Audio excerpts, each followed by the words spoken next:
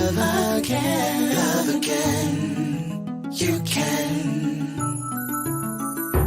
love again, love again, love again, love again, love again. It's okay to, you can love again. After the tears you've cried all through the night, you can love again. Even though love was lost, it won't be long before you can.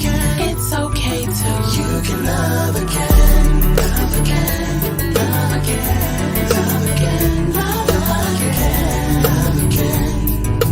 You can love again, love again, love again, love again, love again, love again. It's okay to, you can love again. After the tears you've cried all through the night, you can love again. Even though love is lost, it won't be long before you can.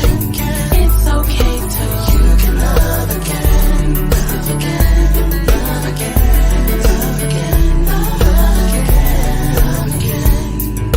You can love again, love again, love again, love again, love again, love again. You can love again.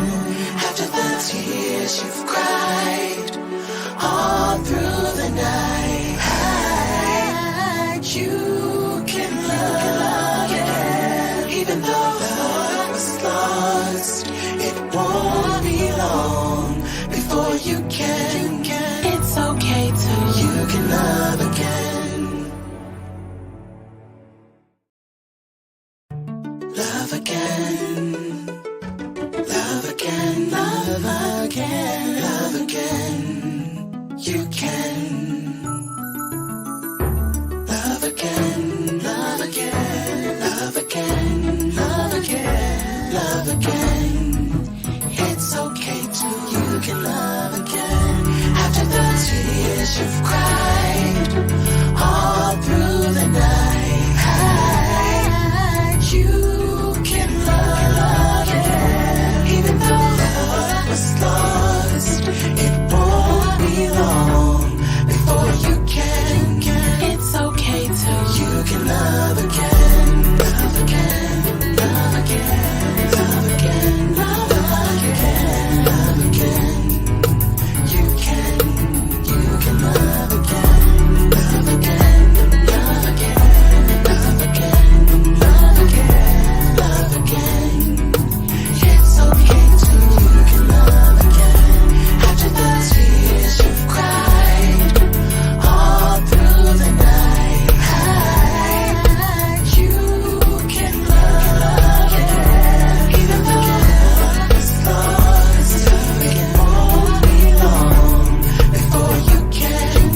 It's okay to, you can love again, love again, love again, love again, love again, love again. You can love again, love again, love again, love again, love again, love again. You can love again. After the tears you've cried all through the night, you can love again. Even though love was lost, it won't be long before you can. It's okay to, you can love again. Don't forget to like and share this broadcast with your friends and family on Facebook Live as well as on YouTube. Let all of your friends and family know to subscribe so that you know when the Center of Hope is going live. Welcome all you Real Talkers on Monday night. Thank you for joining Real Talk. And we're back after 3 weeks of hiatus. We're grateful that the Lord has allowed us to come back live and in color, live and direct on tonight. And I'm so glad that all the real talkers are joining us on tonight. Please hit the share button, tag as many people as you can. Let them know that Real Talk is on the air. Let's make this conversation live on tonight. Let me bring my co-host on tonight. His Grace, the Honorable Bishop Liston Page II. Good evening, everyone in the Real Talk world. Yes, sir. Yes, sir. Yes, sir. It's good to be back. Good to be back live and with the Real Talkers on tonight. Bishop, what's going on, Bishop? Man, working hard, just trying to make brick with no straw. I know that's right. I know that's right. I know that's right. Well, God has provided us with the ample tools to make brick without straw. We've seen it in the past and we'll see it in the future. And man, it's just good to see you, man. It's good to see you. Good to talk to you. You know, you're so busy. I got to make an appointment to get you on the phone. Don't try it. I can't. Don't try it. Don't try it. You're in such high demand.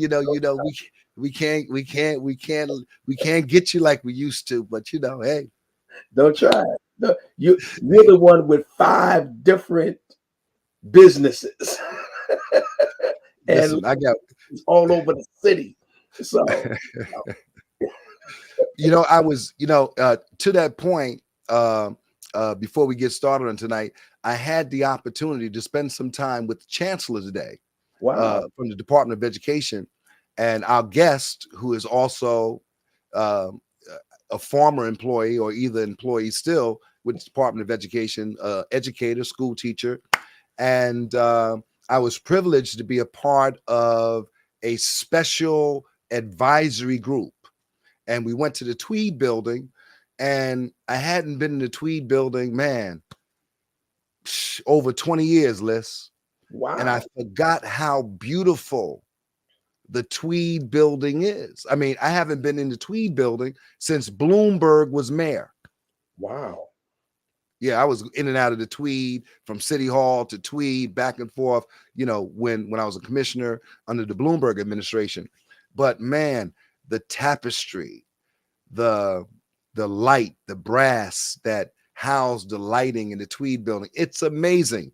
I would encourage every New Yorker, it's a public building, go and view the Tweed Education Center, 54 Chambers Street, right in the heart of New York City. Well, listen, we got our guests here tonight, Liz, and but we haven't been with the Real Talkers in such a long time. Until I definitely want to say hello to everybody. And I see some of our regular people, Real Talkers on tonight. I don't know if you don't mind. I just want to just acknowledge some of them. I see Barbara Smith Taylor. Barbara, bless you. Olivia Davis, Mother Gray, Trina Davis, Elder Trina Davis, who preached a powerful word. Not Palm Sunday, the Sunday before Palm Sunday. Powerful word. Michelle Smith, Wanda Smith. Wanda, we've been praying for your health and believing God for your quick recovery.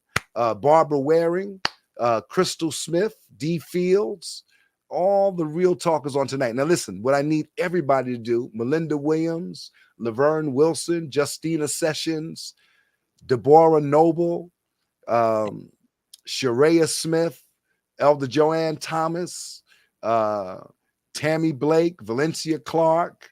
Somebody said, Bishop, you're always busy. Brana Cat said you're always busy. Juanita Wins, Hollis Jackson Jr., Chicago's in the house. Yeah, so we've got a good cross section of folks that are coming in, but I need you to hit that share button on tonight because it's going to be an exciting conversation. So, Bishop, tonight we're talking about relationships. How interesting. Because Real Talk is built on relationship. It's built on a 36, 37-year relationship that we've shared. And any relationship, whether it's marital, whether it's brotherly, whether it's sisterly, whether it's in business or otherwise, will have a fusion of positive, negative, good, bad, indifferent, and all those different things that manufacture the product that a relationship, a healthy relationship, can yield. One of the things that come to my mind is about the touching and the agreement between two people. If any two of you will touch and agree. I'm also thinking about when people walk in agreement. How can two walk in agreement or walk together unless they first be agreed? And so I think there's a synthesis in that type of fusion of relationship in the midst of oftentimes confusion. And we don't mind fusing because fusing has some benefits. I remember, when you think about, fusing, you're thinking about, well, what are we fusing together? What are you bringing to the fusion? All right. What am I bringing to the fusion? And oftentimes we look at all of the positive things, smart, intelligent, driven, all of those things. And I love that. And oftentimes we highlight and look and give deference to those things that are positively depositing into the relationship, but that overshadows those negative things that are part and parcel of any relationship, friendship, business, collaboration. Anything that collaborates and fuses will have confusion at times. And that's the thing I think humanity is all about, working through the confusion of the fusion. And so Bishop, once you give your commentary on this dialogue tonight, we're going to raise the offering and we're going to bring our guests in and we're going to be off to the races here. Man, I'm excited because anytime you talk about relationships, you're talking about something very polarizing.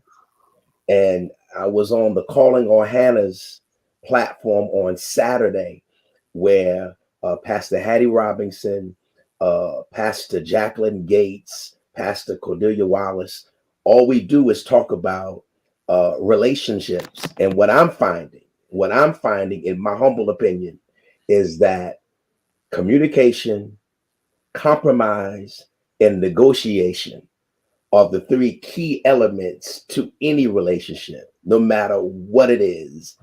Communication, compromise, and negotiation. And what I'm finding out, Bishop Taylor, Mitch, my friend, what I'm finding out, people who have not ever been in a real committed relationship and have offspring don't negotiate and don't compromise well. Wow. Wow, that puts us right in play. So let me read this real quick because the real talkers are ready for this conversation. I'm ready for it. I want you to hit that share button, tag as many people as you can, put the ways up to give, T, so we can get this offering in the way. And I want the real talkers on today to prepare yourself. I want every person on the platform to get a $24 seed now. The ways to give, $, the Kohi Nation, Bishop Mitchell G. Taylor, PayPal, Zelle, kohigives@gmail.com. I see Pastor Hattie Robinson just joined us on tonight. Bless you, Pastor. And I'm going to go back and look at that broadcast from Saturday. All right, I need 40 of the real talkers on tonight. Join us, link, agree, and partner with us on tonight. And so the $24 seed, the ways to give are on the screen. Put done in the comment section, and we will appreciate your gift as we go. Let me read my preamble tonight about our guest. Pastor Robert V. Butler is the senior pastor and founder of the Glory Church in Brooklyn, New York. He is also an executive administrator with the New Life Covenant of Churches, where the Archbishop Eric R. Figueroa is the presiding prelate. And we are proud to have him and his lovely wife, Lady Artell Butler, that'll be joining us on tonight. And our guest is no stranger to us, nor to the social media network. And he's a great preacher, great pastor, great singer. He's just a churchman, an all-around churchman. And Bishop Butler has put together a music project in the form of a diary of music and lyrics, reflecting on the realities of marital struggles. Let me say that again. He put together a music project in the form of a diary of music and lyrics, reflecting on the realities of marital struggles. Due to his personal experience in marriage, he has come to understand, he and his wife, how sacred marriage is. He is also addressing something that young married couples need to hear, and that is God has made the two one, and how easily that can be distorted and destroyed.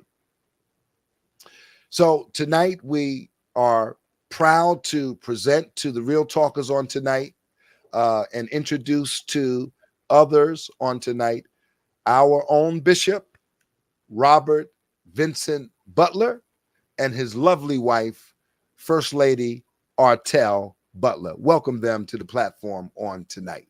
Hey, everybody. Good evening. I'm on Real Talk.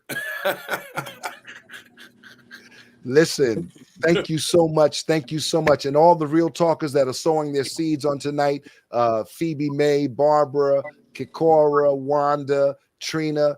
I still need 40 people to make sure you sow those seeds of 24 on tonight. Bishop Robert V. Butler. Man, this is a treat tonight. And we're grateful to have you on this evening. You put together a musical, I want to call it a musical diary.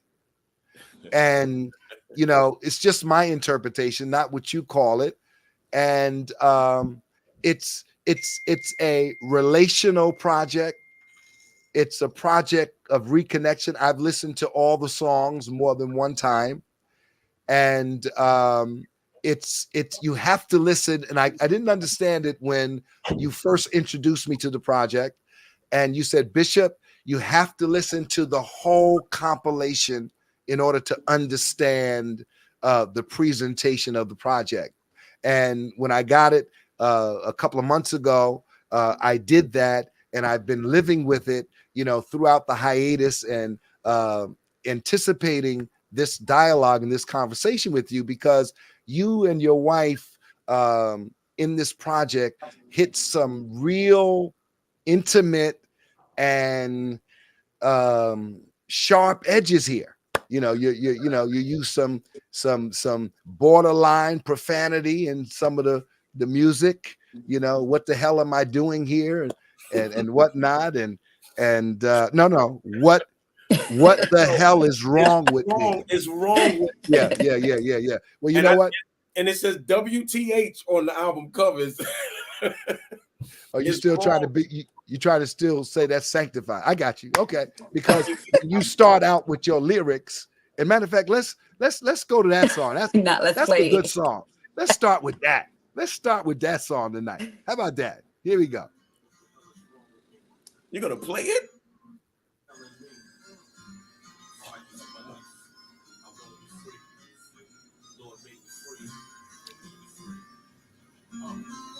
Get this hell out of me.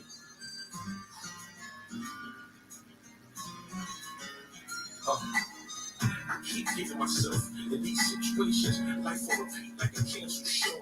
See it over and over. We in syndication. What the hell is your problem, hell? I don't know. Maybe it's the hell that still resides in me. Maybe from the dirt of the earth, I'm still filthy. Shame the city is no good within me. God, I'm tired, please, Lord, deliver me. Got the stone in my flesh, it's like a drug habit. Nice thighs and breasts, son gotta have it. Hop to the crib at night, like I'm an Easter rabbit. No need to give details, that's too graphic. Been trying to shake this thing since I was 18. Started preaching at 17, you see what I mean? Cause I ain't gave the church, gave me his past. What's the difference? Sin, that's the hashtag. Maybe it's a habit, fighting for my life. I wanna be free. Lord, make me free.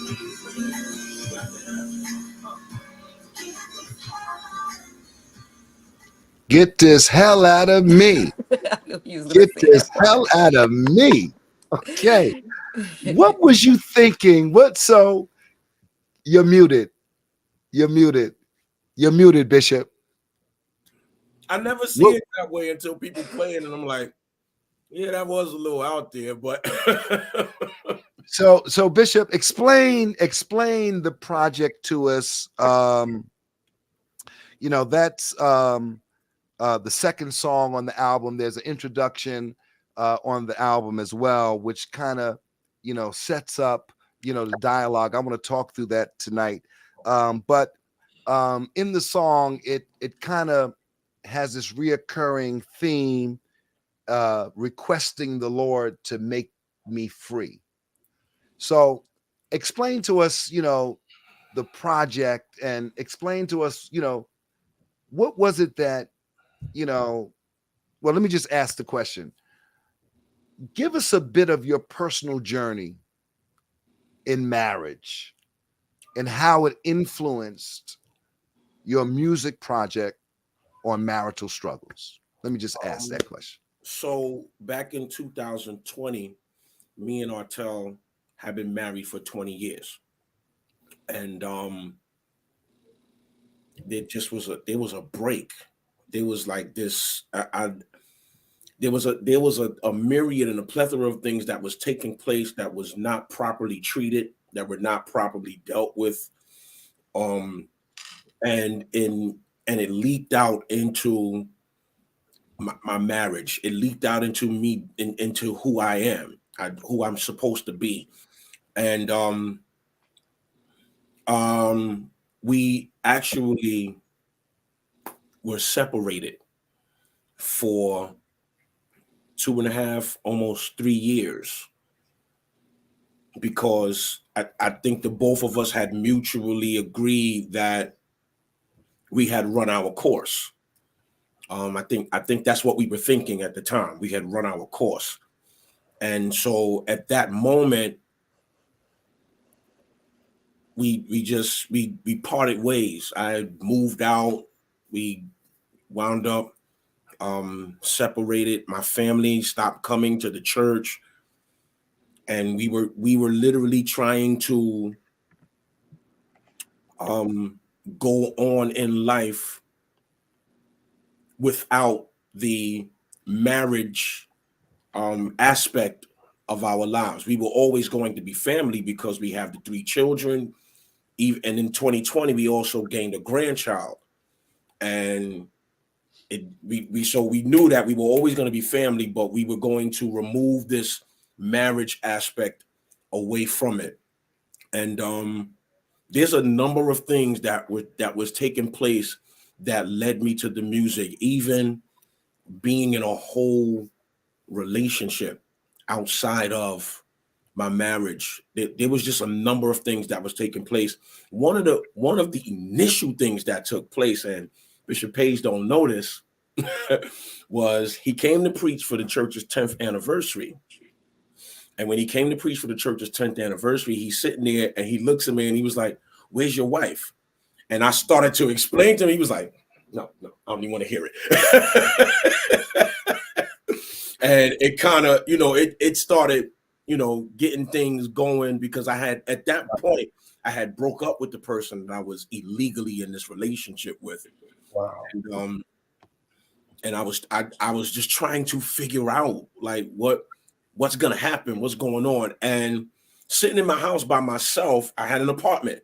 Sitting in that apartment by myself, I wanted to make my way to my family, but I realized that there was no way that I could restore this marriage, restore this family until I really begin to deal with some of the stuff that's in me. And everybody has asked the question to themselves, what the hell is wrong with me? Everybody has asked that question. They probably never said it out loud because of the thought of it being profanity. But the truth of the matter is, I was asking myself that question: what the hell is wrong with me? Like, how could I allow myself to lose my family? How could I allow myself to lose my children? How could I really, how can I be this bishop telling people to chase after God, but I'm not chasing after my family? How does that work? And what the hell is wrong with me? Maybe it's the hell in me. So maybe I haven't addressed some of the things that I need to address, whether it be from my childhood, whether it be from me coming out of a broken home, whether it be from me coming not seeing a successful marriage in my childhood. Um, Maybe it's coming from a place where I've seen too much in the church, and some of the things that I've seen have appeared to be okay as long as it's kept under the cover. Like, what the hell is wrong with me? Maybe it's the hell in me fighting for my life. I want to be free. Lord, make me free. Get this hell out of me. Because if I'm going to restore this family, if I'm going to go after this wife, if I'm going to try to get these children to come back to church and we be the example of the family dynamic to the people that we're trying to minister to, the first thing that's got to be dealt with is me. The hell that's in me got to come out of me, because all of the things that I'm doing are products of hell. They're permissible in hell, and they all keep me out of heaven. Wow. I want to give Artel a chance to respond to that before Bishop asks the second question. But and then and before Bishop asks the second question, I want to play that intro, because that intro you I guess put that in there to kind of show what some younger couples in this new generation of relationships are actually going through. But Artel, you want to respond to what Bishop said tonight? Good evening, bishops. I love both of you. Yeah, We love you too.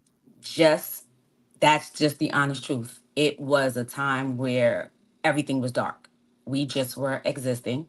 And at that point, existing just wasn't cutting it. Like, to have the face of what the couple, quote unquote, should look like or should be in the church. But at home, it was disconnect. It was, I don't even want to be here. And at some point after 20 years, when do you say, okay, either we're going to fix it, enough is enough. What are we doing here? We're not going to continue to stay here because of what the people think or what it should be to the church or to the visual eye.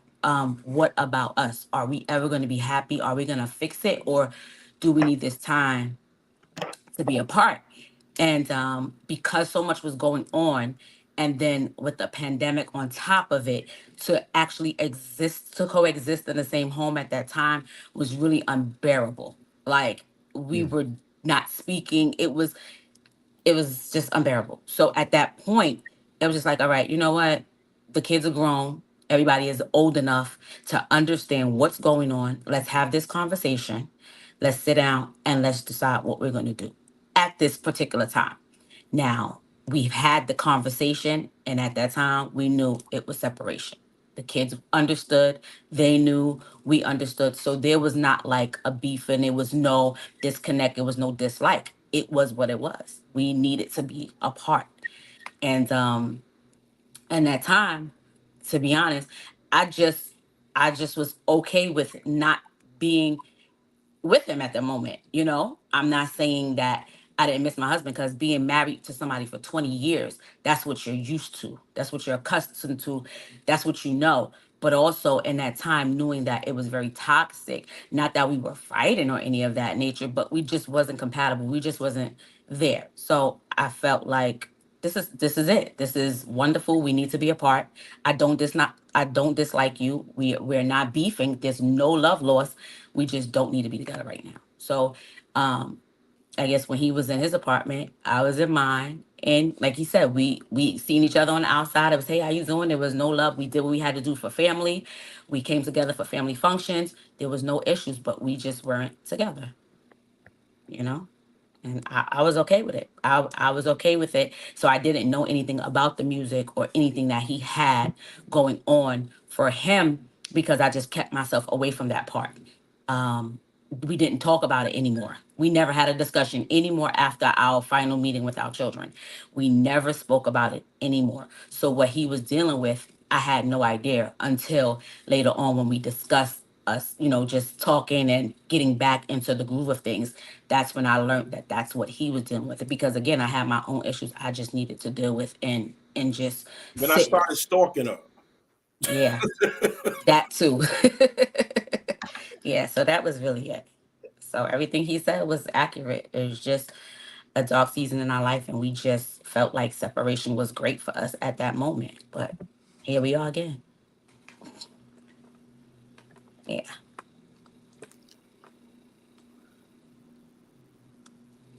All right, Bishop Bay, you were supposed to have the next question, but I guess you don't have one. All right, so I'm going to play this next thing.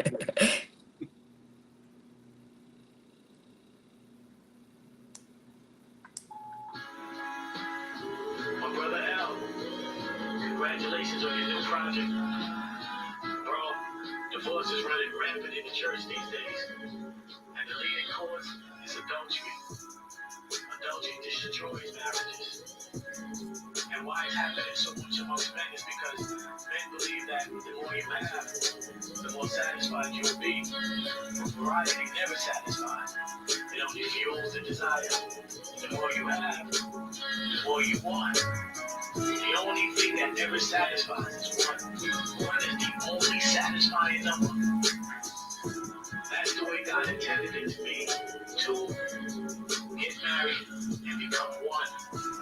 And that's the only way it works. The only way marriage ever works is to be done the way God intended it to be.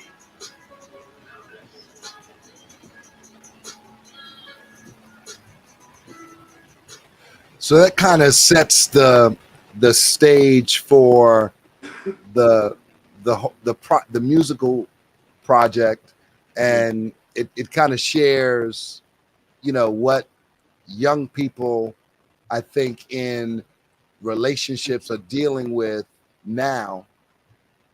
And so you want to speak to that introduction? that introduction actually is by David Vera. His rap name is Gage. He was featuring on another song that I had on a album prior to this. And when I was in the studio with him while he was doing his verse, I was telling him about the separation and how I was happy in this new relationship that I was in. And he just started rebuking me right there in the middle of the session. And so when I started to do this project, there were key individuals that I wanted to reach out to, that I wanted their voice on the album, because those were conversations that played in my mind while I was trying to find myself and trying to find the road back to my family. And so I reached out to him and asked him to just lend some words to that introduction. Like I reached out to you, and you put a portion on the album, because that was based off of a conversation that you and I had downstairs in New Life Tabernacle. And you was just telling me about how it was important for you to, really lock into that wife, because you never find that person again. You'll never find that person again. And so that's where that's where that intro comes from. Wow. So that leads me to the second question. In what ways, and I want to put this to your wife, Artel, in what ways do you believe the institution of marriage is perceived in today's society, and how does your work aim to address any misconceptions or challenges? How does your ministry, as the first lady as his partner? How does that affect your work? Um, I believe this generation, they think it's clothes. They think it's dress up. They think it's dress up. They think it's a makeup. Like to get married, to have the wedding, to sit in the seat, to sit in the pew, to have the title, and just be there. I don't believe that they know that it's really work. Those that are looking from the outside in, they see the appearance of what it looks like. Everything look like everything is well. They go home. This is what it is. This is beautiful. Don't understand that it's really work. There's not always going to be days where we're dressed. There's not going to be days where we're smiling and everything is my hands are lifted and my heart is filled with praise. There's going to be some times you want to throw the glass on the floor. There's sometimes you're going to want to say different things. So I think with this generation, because everything is visual for them, they don't understand what goes into to the work of it. For us, I believe just being transparent, I believe that telling our story would really help them and understand that though you go through things, it's God sent. So it's gonna come back around. Um, Nothing is perfect. Nothing's ever going to be perfect. You have to work at it daily. Every day is a challenge. Every day is different.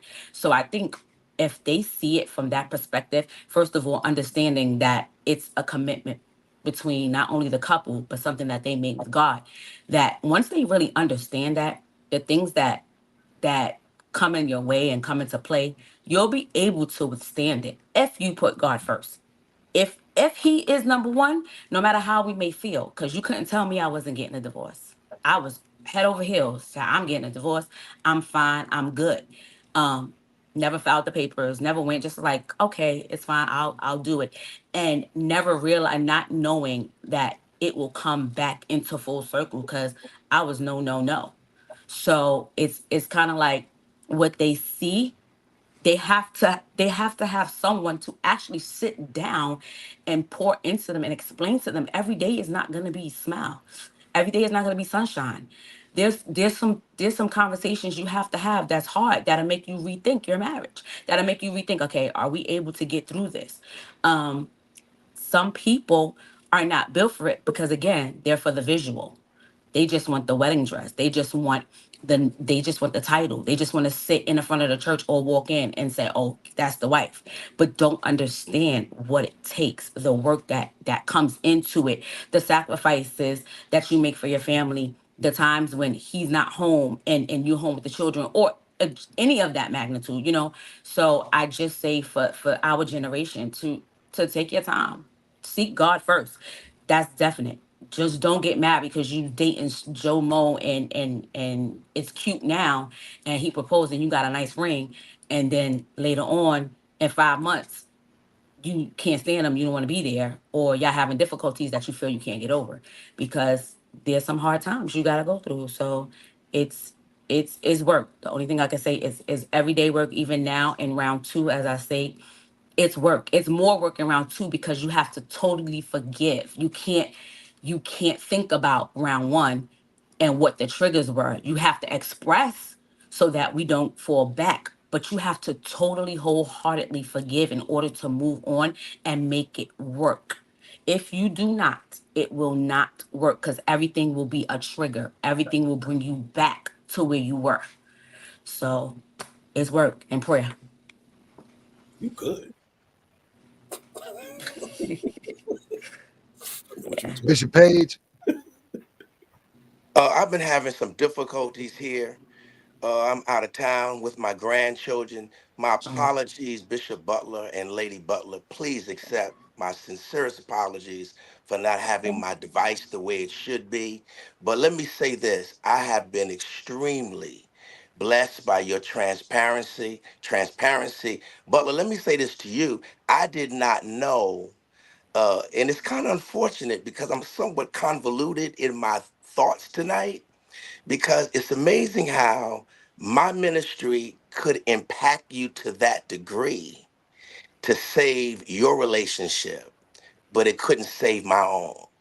And that Mm. causes me some great Wow. convolution, how we can bless so many others, but we don't always have the intestinal fortitude and the insight and the stick-to-itiveness, the resiliency to do what you've Mhm. done. So you should be extremely applauded for that.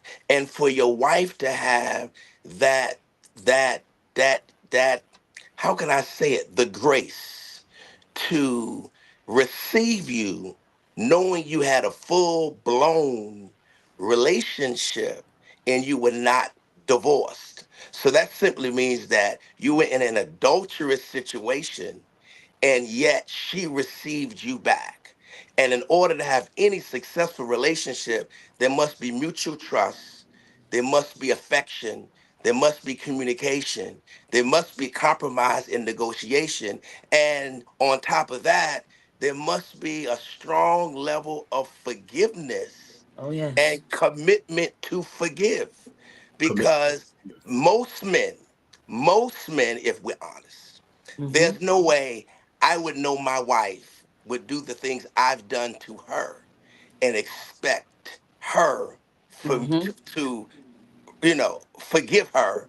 It's not gonna happen. It's just not gonna go down like Mm-hmm. that. My wife is not gonna come and tell me she's had a full-blown relationship with somebody else and we singing kumbaya and I have an epiphany to get back together. That's not going to happen. And for your wife to be so graceful and then for you to be so humble to articulate it and to be honest. I think it blesses everyone that's listening tonight, but those of us that have failed in that area, it also speaks to that maybe we should have hung in there a little bit longer to have the same type of outcome that you and your wife have had. So I applaud, I really applaud what the both of you have been able to exemplify on tonight. Let me well, I might be the exception to the rule when it comes to that forgiveness part. My wife will tell you I'm the quickest person to forgive. Like I preach a strong doctrine on forgiveness. And that's because I know how jacked up I am when it comes to God. And so because I look for his forgiveness, the last thing I want to do is not forgive, which will prompt him to not forgive me for anything that I have done. And so I've always been the kind of person to forgive. And I mean, I would never put my wife out there, but she Mm-hmm. wasn't innocent in this thing neither. No, sure wasn't. I could talk about me. And but that's the key. Commitment to forgive. Because you can say you forgive, Right. but not be committed to it. The very Correct. next, the first thing that happens, you want to bring it up, right? Correct. I think like now we bring up our situations, but we bring it up in laughing and joking Yes. about it. Like it's play for us now because it's something that we identified that was unable to kill us. It was unable to destroy us. And I think we kind of use those situations now as building blocks and reference points to, we never going back there. As a matter of fact, yeah, I had that, but you know what though? I'm right back here because Yeah. that was not this. So Right. and that makes it much easier to forgive. And I preach this is me. I'm not saying that anybody else should do it, but my way of forgiveness is making a conscious attempt to forget it. Mm. When I hear Jesus on the cross saying, "Father, forgive them, for they know not what they do," it just takes me to Psalm 50, 51 and 9. Blot out. To blot it out means get rid of it, make it so that it never happened. Somewhere in your psyche, somewhere in your mind, get to the place where it never happened. Because if you can get to that place where it never happened, That's true. it won't even bother you. That's a hard place to get to. It can't haunt you. It can't torment you. It can't traumatize you. And when I got to the place where I wanted to forgive, I also made up that decision. Not only am I going to forgive it, I'm going to forget it. So that if we do have an argument, I'm not going to use that Right. to plead some kind of case for why I'm right. No, it's gone. It's thrown. It's as far as the east is from the west. It's thrown into the sea of forgetfulness so that it can never come back. I can chop the head of this demon off and move on. So I might be the exception to the rule when it comes to that forgiveness piece. Well, because we had to forgive each other, as he stated. I will never make it seem like it was just him. Like I'll tell anybody, we both were outside. It's just that his was public because he's the bishop. Yeah. And Right. because he was in church, so everybody saw him with somebody. I was invisible. It was pandemic. I didn't have to come to church. Yeah. I easily got off the scene. Wow. But I was outside. So while he was inside and everybody's like, oh, he's in a relationship.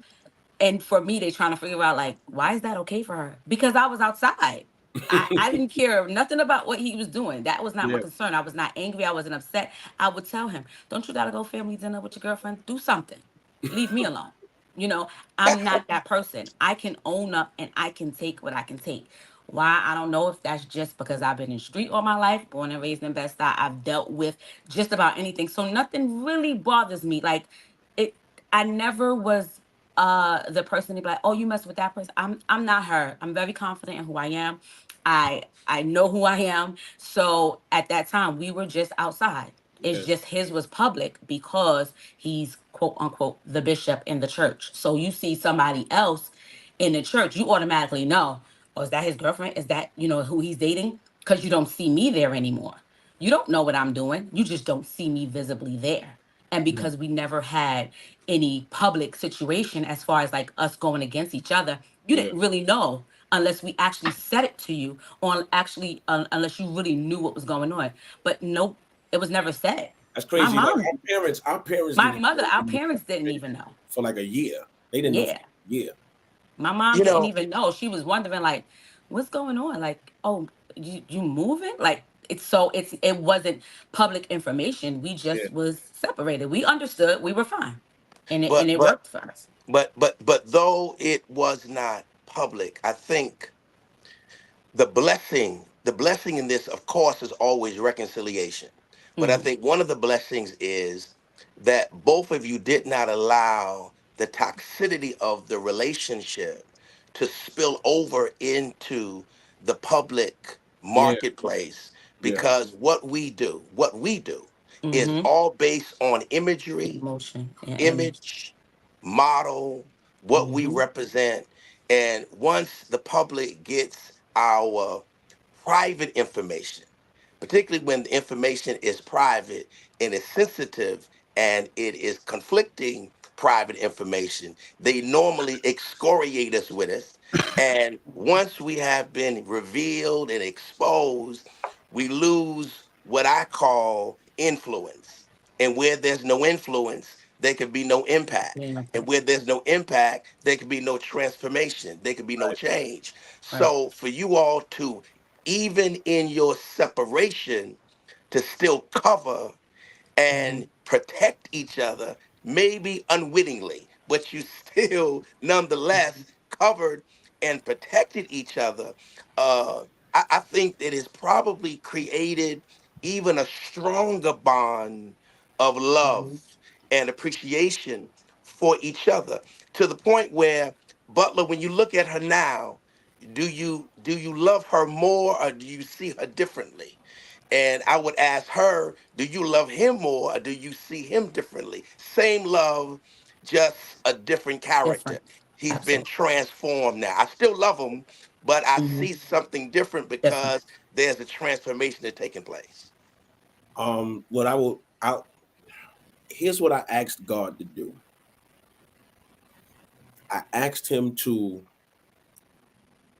I asked him to use me as a vessel to express his love to her. Um I my prayer was, God, you wrote the instruction manual on this female, that she belongs to you. You made her. I need you to show me how to love her. I obviously don't know, because over this 20 years, I didn't know. I mean, so my goal now is to, like, I just, I don't want to be too crazy, because I know this is real talk, but like I'm at the place now where it's like, Lord, I need you to show me where to touch her. Yeah. Because you know that area that you put there. And you know, so many times people are like, oh, you make everything so deep, you make everything so spiritual. You have no idea how spiritual and how deep you have to be in order to have a successful marriage. Wow. Because So yeah. to that point,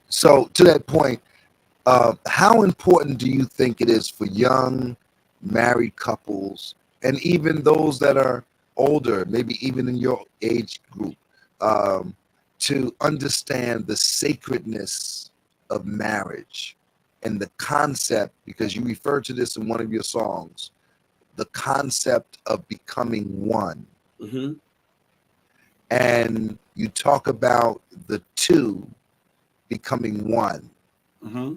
And just before you comment on that, I just want to see if I could play a little bit of that for you. Which one is that? Is the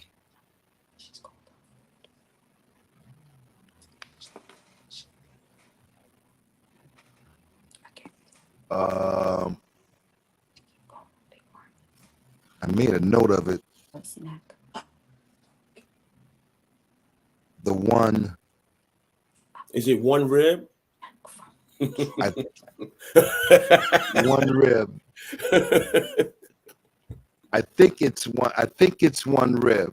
But you know, before I'll find it, because they're looking through it now. They're going to tell me in a second. But answer the question. How important do you think it is for couples to understand the sacredness of marriage? So when I begin the journey of reconciliation and trying to get back, the first thing that I did, I tried to get some literature. I wanted to read some books about marriage, really have an understanding of what this becoming one is about. That's what was very important to me, because you hear it all the time in church. The two become one. You hear it, but if it's explained, you're not really paying attention to it. So I don't want to say that the church did not explain this to us. I'm sure that they did, or they tried, and I didn't listen. I'll say that. But I needed to understand what this whole becoming one thing was. And I read a book. It's called The Couples Bible Study Situation. And the first chapter said, making him Lord over the marriage.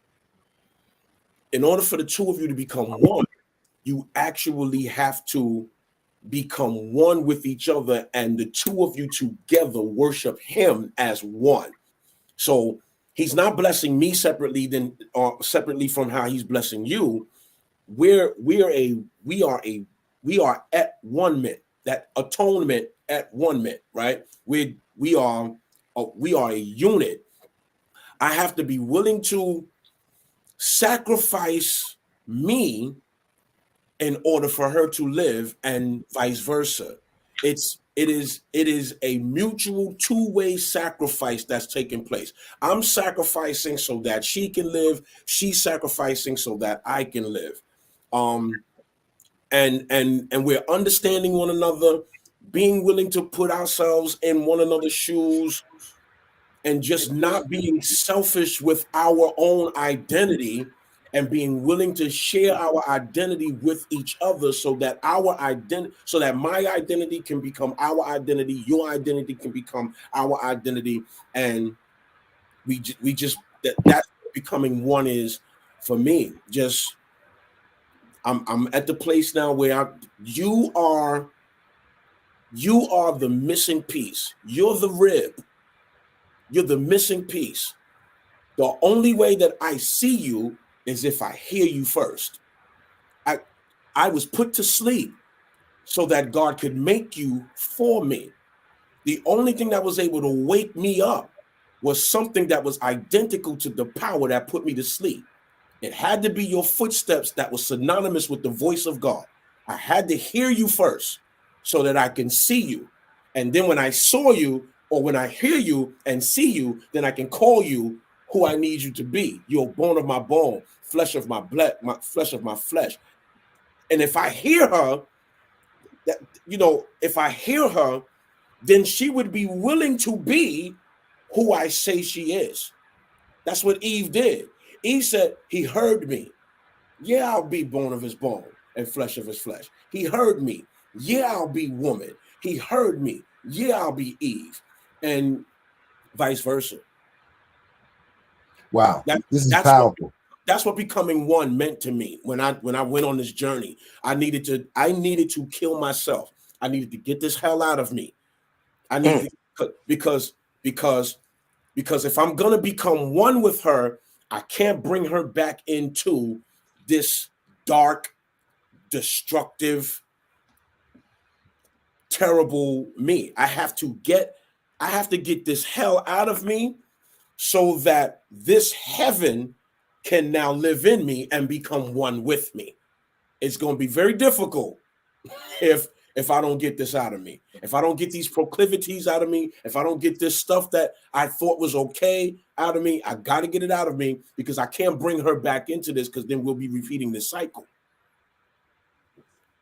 And your music project, and I want to encourage everyone, and you'll tell us how they can get the music on Amazon or wherever the music platforms you're going to announce. But What the Hell Is Wrong With Me, Matters of the Heart, Matters of the Heart Part 2, The Way You Are.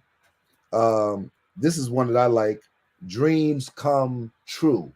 And the way you spell true is TRYOU. And I guess you're saying because I try you. Yeah, exactly. So, you don't even rap and you got it. yeah. And well, you know, I manage a rapper, so I guess I know a little bit about sure it. Do. But so what advice would you give to couples who may be facing challenges in their marriage and struggling to maintain that bond, now that you actually went through it for 3 years and you've come out on the other side of it, something, you know, that very interesting dynamic, because I remember, you know, having, you know, a conversation with you about how important I think it was for you to turn that corner, you know, and as Bishop says, it's amazing how we can give advice to others and not be able to live successfully with our own. But what would you say to couples now that you and both of you can chime in on this as we're coming to the close of the segment? What would you say to folks? Put yourself in your spouse's shoes. Ask yourself if you would be happy being married to you. Ask yourself if you would be married. Be honest. Look in the mirror and ask yourself, would you be married being married? Would you be happy being married to you? Are you the kind of husband you would have wanted? Is that you? Is that what you would want? And when you come to that answer, that's it. That's it. You will either run from the truth or you will embrace the truth and start working towards it. Start working toward it. Know that there is nothing too hard for God to fix. Like, he can, at the end of the day, yes, you're putting it in his hands, but don't ask him to fix it. Ask God to show you how to fix it. Ask him to use you, make you the same energy that I put into preaching, the same energy that I put into studying for a message, 15 to 20 hours a week of sermon prep, the same energy that I put into that, I gotta put into this marriage if it's gonna work. If it's gonna work. If I'm gonna get on the basketball court and try to be a superstar on the basketball court, I'm gonna have to put that work in. I'm gonna have to go some sleepless nights, and that means you're gonna have to stay up late at night and watch ratchet TV that she likes to watch. She want to watch Love and Hip Hop. You're gonna have to watch Love and Hip Hop. You're gonna, okay, you know. No, you're gonna have to get in that kitchen and cook. Yeah. You know, you're gonna have to listen. I can't make it to church today. I made you a minister. I made you an elder. I made you this. You're gonna have to preach. We're going on vacation. I'm gonna have to now start balancing this thing so that she doesn't feel like my passion is not her. My passion has to be her. My purpose is ministry, but my passion has to be her. One of the things that happened, and I tell people this all the time, the breakdown was I was so much in pursuit of ministry, so much in pursuit of becoming who God promised me that I would become, that I was moving so fast. And the terminology "eat my dust" is a terminology that comes from somebody saying, I'm gonna go full speed ahead, and if you're not with me, then you're gonna have to eat my dust. The truth of the matter is, not only are they eating your dust, but they're choking on your dust. And my family was choking on the dust. While I was pursuing ministry, while I was becoming the bishop, while I was trying to make the church be successful, they were getting lost to the point where they're coming, but they're physically present but emotionally absent. Mm-hmm. Mm-hmm. And it was starting to show. People was watching our live, and somebody actually texted me on the phone one day and was like, "Don't show Artel on the camera no more because you can see that she doesn't want to be there." Because they were choking on my dust. I'm pushing and I'm going. And the mistake I made, Bishop Page, Bishop Taylor, was thinking that because you're married to me, you're supposed to immediately embrace this purpose. I thought that it was supposed to happen by default, when the truth of the matter is, I'm supposed to carry you through this process with me so that you don't feel like I'm leaving you, so that you don't feel like ministry is before you and I'm cheating on you with ministry. Because if you feel like I'm cheating on you with ministry, you'll eventually start to feel like I'm cheating on you with somebody who appears to take ministry as serious as I do. So not only do you think I'm cheating on you with the church, you'll start thinking that whoever's working in the church the way that you would, the way that you are supposed to be, you'll start thinking, oh, he must be cheating with that person too, because that person is bought in. So if y'all understand what I'm saying. So I would just say, make the sacrifice to not be selfish. Don't be selfish. Don't be selfish and try to dominate the marriage with your identity and what you want and what you think this thing should be. At the end of the day, it is a submission to one another. Y'all are accountable to each other, and it'll work. It can work. We celebrated last Sunday 24 years of marriage, where we were probably a signature away from divorce just 3 years ago. And I thank God. I thank God. And I mean, we're never going to be perfect, because perfect would mean that we don't need God. But because we still need God, he allows some of these imperfections to remind us what we have to work on and what we have to pursue. I'm in a good space. She's never gonna find another her. And I think that what we went through can help somebody. I just finished writing a book called The Married Man Moment. It's a 40-day devotional on becoming the husband she always wanted. Mm. Mm. And it's just about breaking down, paying attention to the details. I talked earlier in our broadcast about following the instruction manual. Every piece of furniture in my office, I put it together, but there was no way for me to put it together without reading the instructions. I had to study the blueprint. I had to study the instructions so that I can know what piece goes where, what board goes where, what screw goes here, what nut goes there, what nail goes there. Paying attention to the details, because one detail missed can cause one of these bookshelves to lean, can cause one of these bookshelves to fall. If one detail is missed, I can put a book on one of these shelves and then knock down the whole thing. Got to pay attention to the details. You're right. Bishop Page, I'm going to give you the final question on tonight, or comment on tonight, and we're a little bit over time, but this has been rich, and I've been blessed by the conversation from the two of you, and I'm blessed by the music, and I'm praying that we'll be able to share where folks can get that music from. Bishop Page? Again, I want to thank Bishop Butler and his lovely wife, Lady Butler, for doing just a tremendous job tonight. But if I was going to lend anything else in terms of a statement, maybe even a comment, it could be rhetorical. What struck me the most in your last set of comments was that word passion.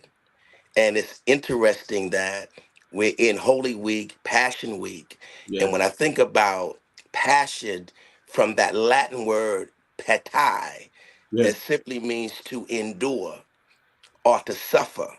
Any man that's going to have a successful relationship is going to have to endure, and they're going to have to suffer, and they're going to have to be extremely self-sacrificing to their wife.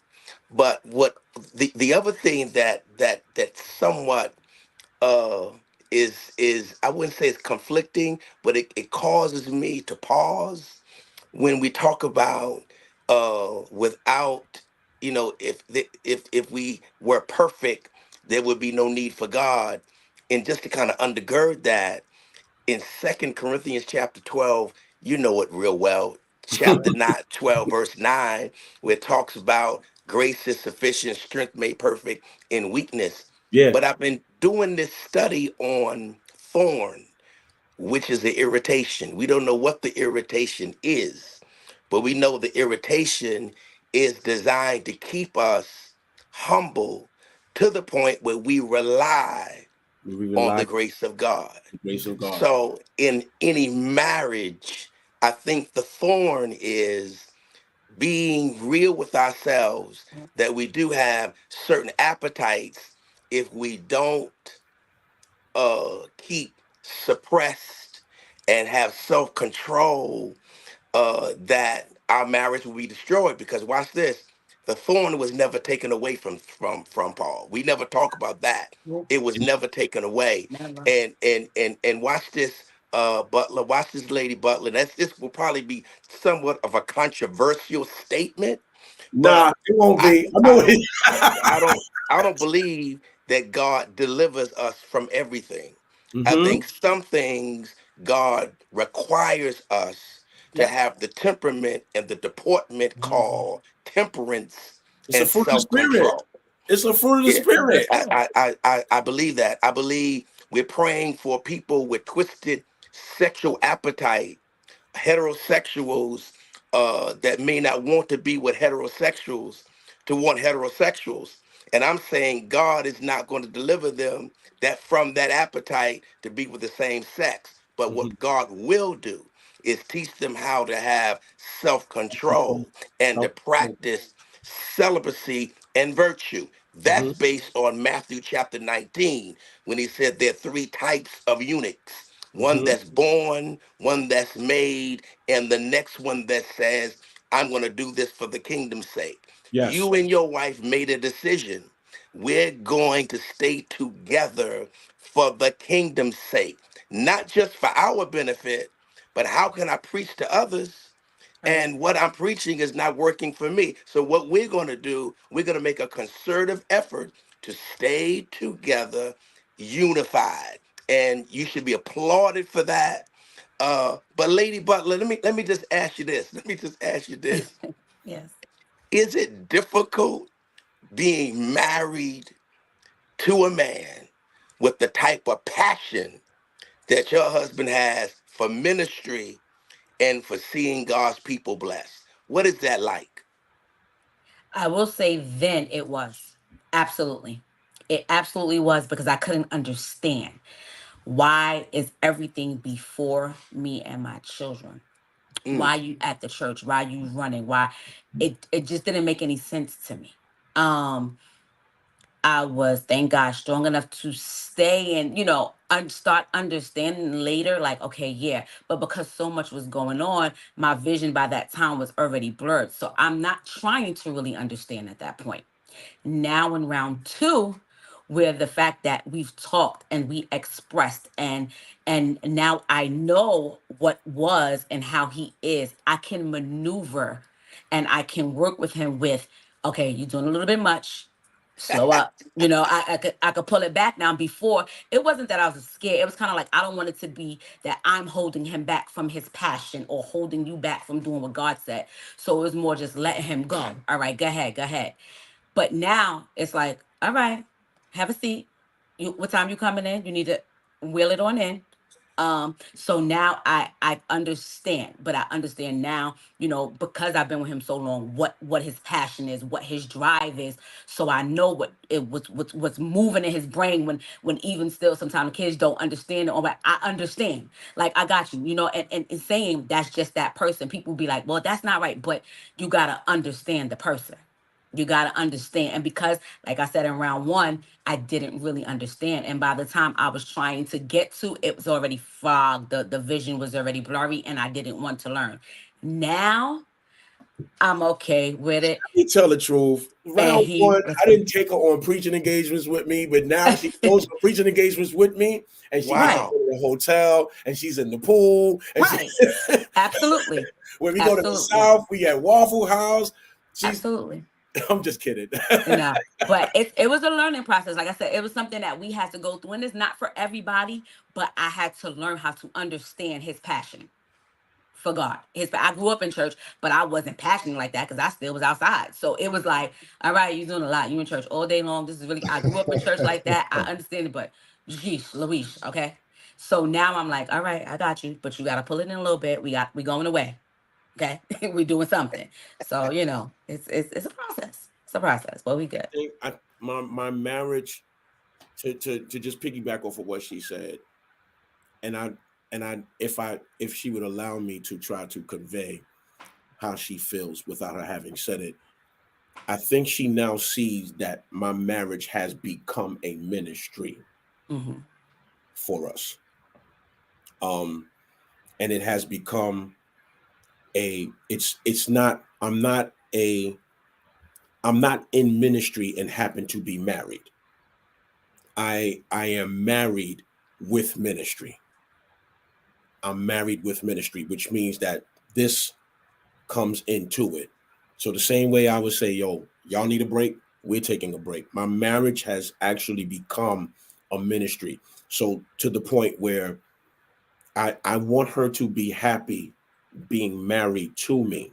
So I'm not going to drown her in anything that can look like it's more important to her, more important than her.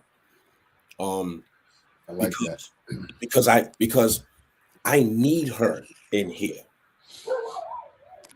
Like that's I'm just gonna keep it 100. I need her in here. Although nobody left the church while we were separated, you could still tell that the fragrance of the house wasn't here. And so I need her here. And in order for her to survive in here, and I don't just need her to be here, I need her to be happy being here. And the only way that she can be happy being here is I got to make it so that she's happy being here, just like everybody else is happy being here. So I got to treat her like she's an important factor to where I'm going. I'm not going where I intend to go without you. It's impossible. Like it did that you this was preordained. This was something that God did before the foundations of the world. Like I feel that way. I'm not saying that for everybody's marriage, but I feel like I'm not getting to where God wants me to go without this person.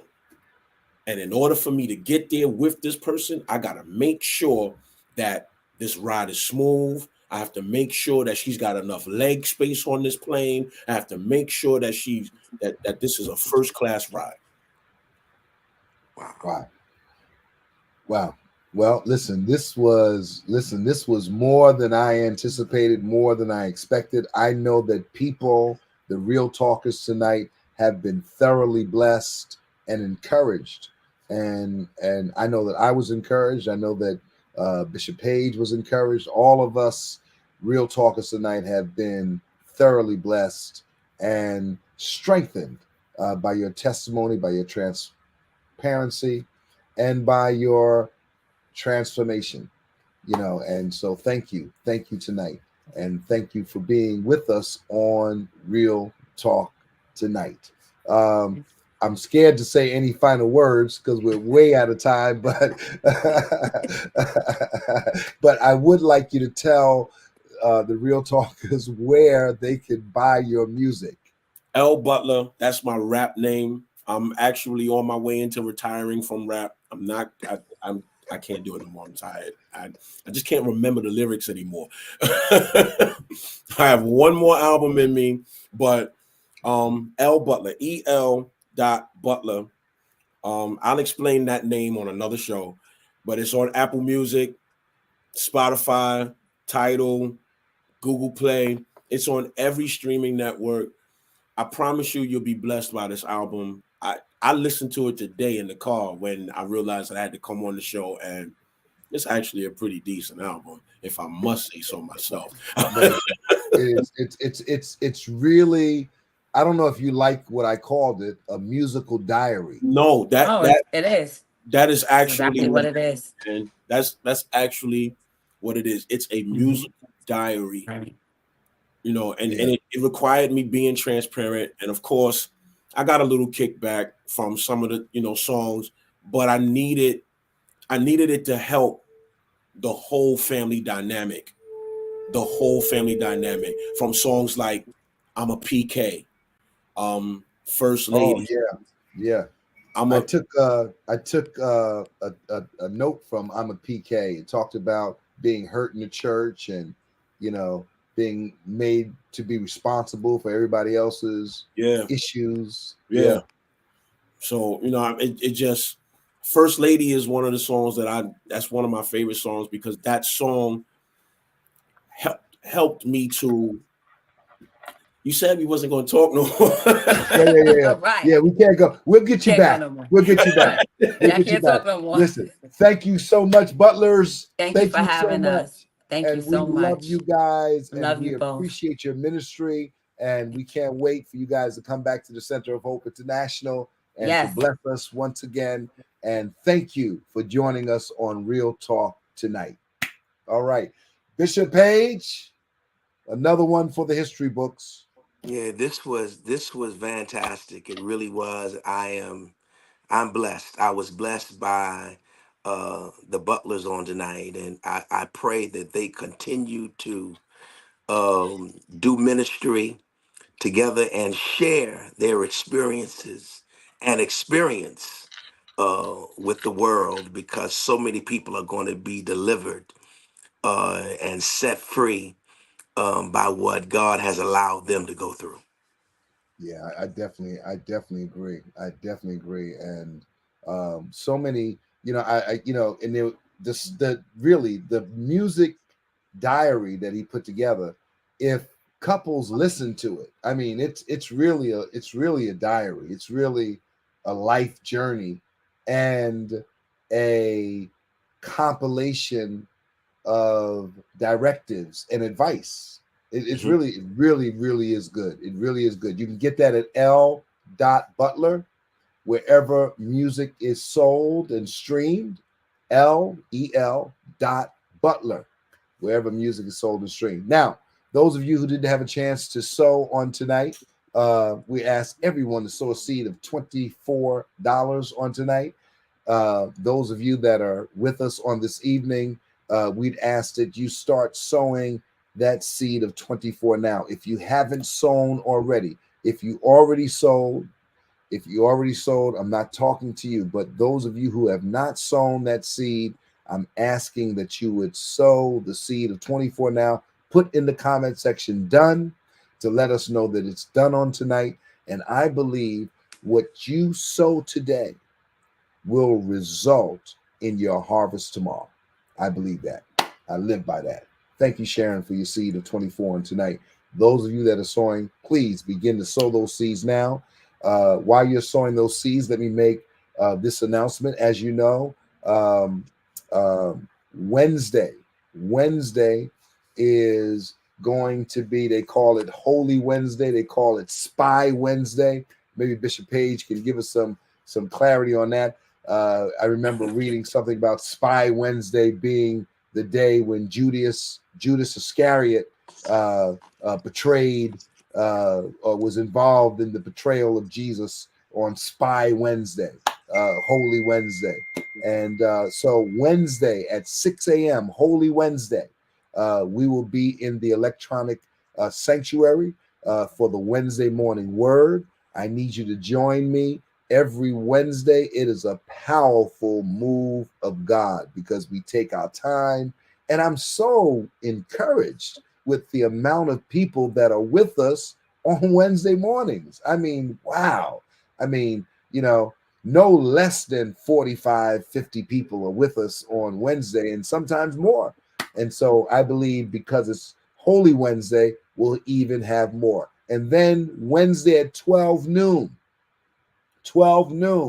meet me for Word on Wednesday at 12 noon in person. We're going to have music. We're going to have our band. We're going to have our singing. And I'm going to be preaching at 12 o'clock on this Wednesday, Spy Wednesday, Holy Wednesday. Bishop Page, you have something going on Wednesday as well, right? Yes, like that School of the Bible on Wednesday night. Of course, I'm preaching in North Carolina on tomorrow night. I'll be doing School of the Bible on Wednesday night. And then I'll be in Brooklyn with the Pilgrim Cathedral and with the Hope City Church on their Passion Week revival on Thursday night. I think it's going to be at the Pilgrim Cathedral or New Lots Avenue. And then, of course, Friday is our encounter, Friday night encounter. Yes, and then I want to encourage everyone, meet us Friday night in person at the Center of Hope for the 7 last cries from the cross. We've got 7 dynamic ministry gifts. I think we have a flyer for that'll be sharing with us on Friday evening at 7 p.m. So come, be a part of it. It's going to be awesome. It's going to be epic. All right, listen. This has been great, Bishop. Thank you so much for taking our time for us every Monday night. I really, and I don't say this tongue in cheek, I really know more than anybody else how important you are to the Real Talkers tonight, but also how busy you are, and crisscrossing the country, going up and down, sharing the Word of God. Is a job. It's my dad just say it's more important than the job of the President of the United States, because it's for the building of the body of Christ, the believers, conversion of souls into the kingdom. And I just want to thank you. With all of that, you find time to make it back to Real Talk on Monday night. So thank you, Bishop Page. Thank you so much. Well, Mitch, let me say this. I want to thank all the real talkers anytime they come and join us. But the Bible says, this is Proverbs 17:17, a friend loves at all times, and brothers are born for adversity. So anytime I make the sacrifice, yes, it is for them, for our relationship, our brotherhood.